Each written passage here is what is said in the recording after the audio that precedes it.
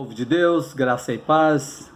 Vamos continuar estudando a primeira carta de João, hoje com o tema Amor, o maior dos mandamentos. 1 João 3, 11 ao 24, que diz assim a palavra do Senhor.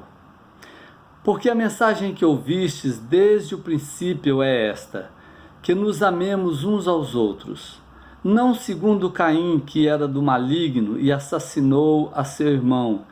E por que o assassinou? Porque as suas obras eram más e as de seu irmão justas. Irmãos, não vos maravilheis se o mundo vos odeia. Nós sabemos que já passamos da morte para a vida, porque amamos os irmãos. Aquele que não ama permanece na morte. Todo aquele que odeia seu irmão é assassino. Ora, vós sabeis que todo assassino não tem a vida eterna permanente em si. Nisto conhecemos o amor, que Cristo deu a sua vida por nós e devemos dar nossa vida pelos irmãos. Ora, aquele que possuir recursos deste mundo e vir a seu irmão padecer necessidade e fechar-lhe o seu coração, como pode permanecer nele o amor de Deus? Filhinhos, não amemos de palavra nem de língua, mas de fato e de verdade. E nisto conheceremos que somos da verdade, bem como perante ele tranquilizaremos o nosso coração. Pois se o nosso coração nos acusar, certamente Deus é maior do que o nosso coração e conhece todas as coisas. Amados, se o coração não nos acusar, temos confiança diante de Deus. E aquilo que pedimos, dele recebemos, porque guardamos os seus mandamentos e fazemos diante dele o que lhe é agradável. Ora, o seu mandamento é este, que creiamos em o nome do seu Filho Jesus Cristo e nos amemos uns aos outros, segundo o mandamento que nos ordenou. E aquele que guarda os seus mandamentos permanece em Deus e Deus nele. E nisto conhecemos que ele permanece em nós pelo Espírito que nos deu. O apóstolo João tem nos ensinado através dessa carta que o verdadeiro cristão deve observar as 3 provas que são a base da vida cristã. São elas a prova doutrinária, que é o conhecimento da palavra de Deus, a prova social, que é a prática do amor, e a prova moral, que é a obediência à palavra de Deus. Ou seja, se não obedecermos aos seus mandamentos, é porque somos desobedientes e não consideramos Jesus Cristo como nosso Senhor e Salvador. Por isso Jesus diz lá em Lucas 6,46, por que me chamais Senhor, Senhor, e não fazeis o que vos mando? O verdadeiro cristão está firmado nessas 3 provas, doutrinária, social e moral. Vimos nos textos anteriores a exortação de João sobre a prova doutrinária e a prova moral. Neste texto, João está exortando a igreja no campo social, na demonstração prática do amor. Ele mostra claramente que a prática do amor é a evidência da salvação. Amor é o maior dos mandamentos.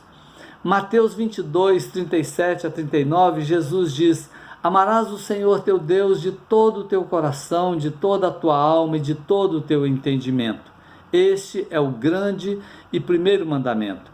O segundo, semelhante a este, é: amarás o teu próximo como a ti mesmo. O grande contraste com o mundo. O versículo 11 vai nos mostrar porque a mensagem que ouvistes desde o princípio é esta, que nos amemos uns aos outros.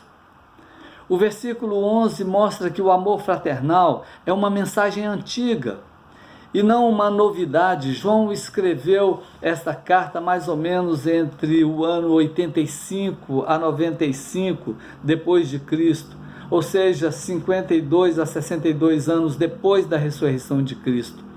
O que ele estava ensinando, Jesus ensinou a ele e aos outros apóstolos. Por isso precisamos perseverar na doutrina dos apóstolos e tomar cuidado com as novidades ensinadas pelos falsos mestres. No versículo 12, ele faz uma comparação de Caim e Abel, mostrando claramente a incompatibilidade entre o mundo e o povo de Deus. O versículo 12 diz assim: não segundo Caim, que era do maligno e assassinou a seu irmão. E por que o assassinou? Porque as suas obras eram más e as de seu irmão justas. Mostra que o mundo odeia os filhos de Deus por causa da justiça.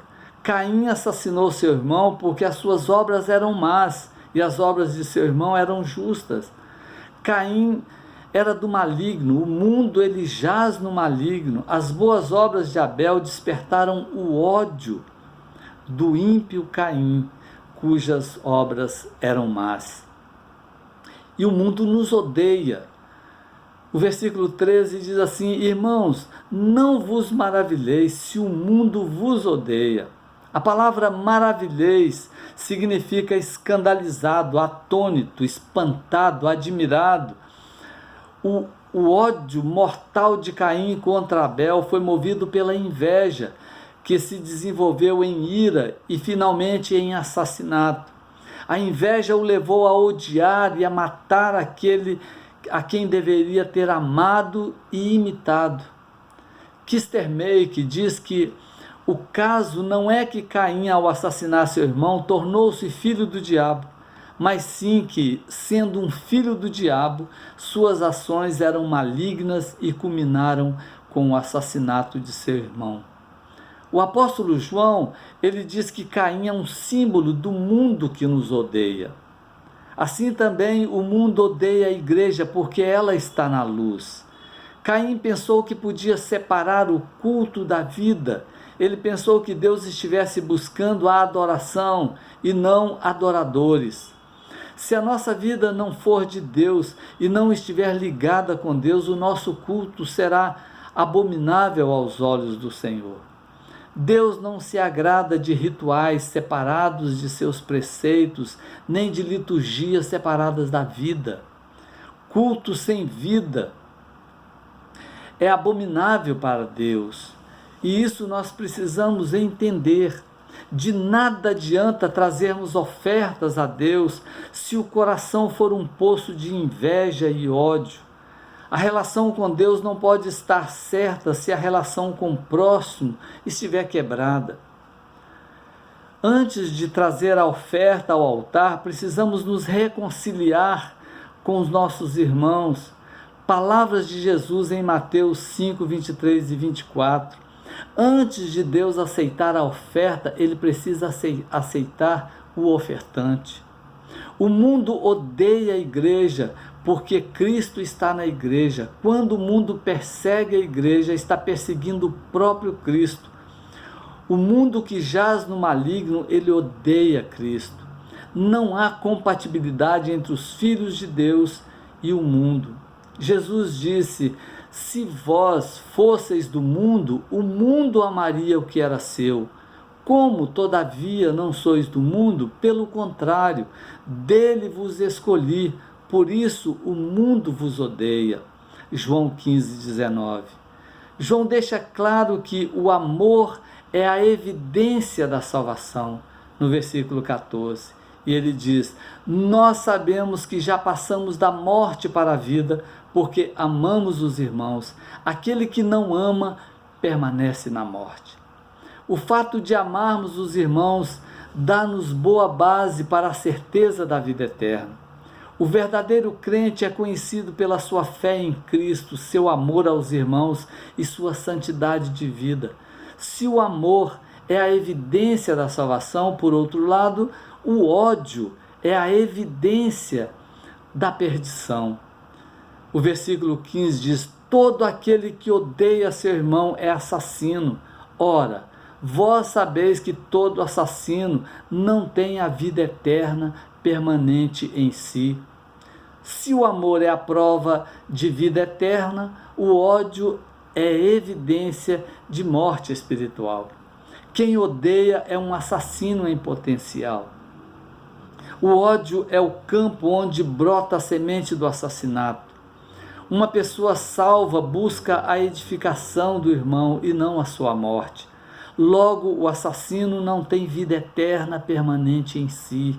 Isso não significa que o apóstolo esteja negando a possibilidade de arrependimento e perdão para um homicida, nem esteja dizendo que um assassino não possa ser salvo. Ele poderá ser salvo desde que se arrependa de seus pecados, mude sua conduta e coloque sua confiança em Cristo Jesus. O amor é o maior dos mandamentos e precisa ser obedecido. Versículo 16. Nisto conhecemos o amor, que Cristo deu a sua vida por nós e devemos dar nossa vida pelos irmãos. O amor ele é demonstrado de várias maneiras. Em primeiro lugar, o amor é demonstrado pela renúncia. Cristo é apresentado como o supremo exemplo de amor. O amor de Cristo não foi apenas de palavras, mas sobretudo de ação. Ele amou, deu não apenas algo, mas a sua própria vida. Assim como ele deu a sua vida por nós, devemos dar a nossa vida pelos irmãos. Obviamente, não podemos dar a nossa vida como Cristo deu a sua vida. Cristo deu a sua vida por nós para nos salvar, nos libertando da escravidão do pecado. Essa demonstração de amor somente Cristo pôde fazer. Nesse sentido, não podemos imitar a Cristo. Porém, podemos dar a nossa vida pelos irmãos em termos de serviço e cuidado. Isso é demonstração de amor. E em segundo lugar, o amor é demonstrado pela compaixão. O versículo 17 diz assim: ora, aquele que possuir recursos deste mundo e vir a seu irmão padecer necessidade e fechar-lhe o seu coração, como pode permanecer nele o amor de Deus? João mostra de forma prática como podemos expressar o nosso amor pelos irmãos.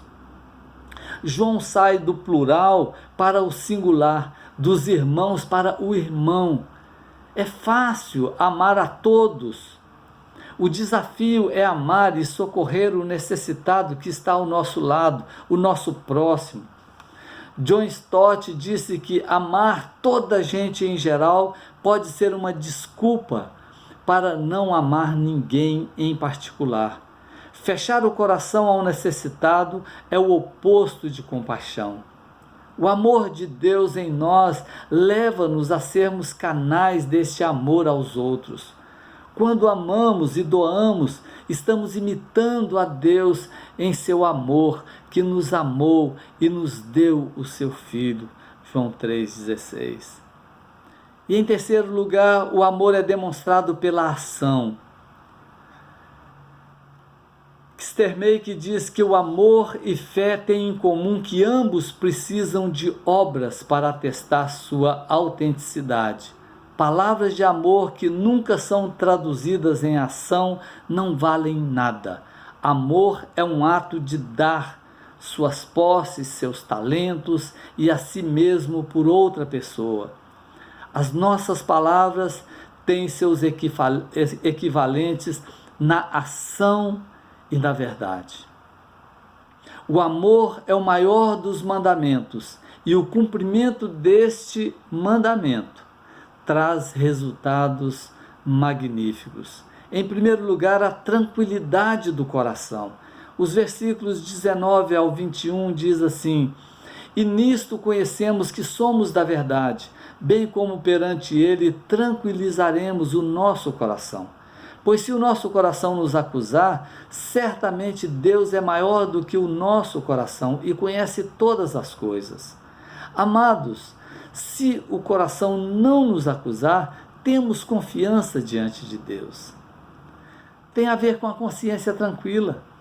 Quando amamos como Cristo nos amou, temos consciência tranquila diante de Deus, pois o fruto do amor é a confiança. É amando os outros de verdade que sabemos que somos da verdade. A tranquilidade do nosso coração está no que Deus fez por nós em Cristo e não naquilo que fazemos para Deus ou mesmo para os nossos irmãos. Em Deus está a nossa segurança e não em nós mesmos. Em segundo lugar, as orações serão respondidas.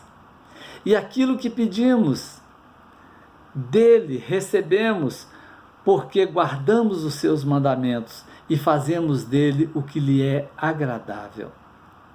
Em apenas 2 ocasiões, João fala de oração nesta carta.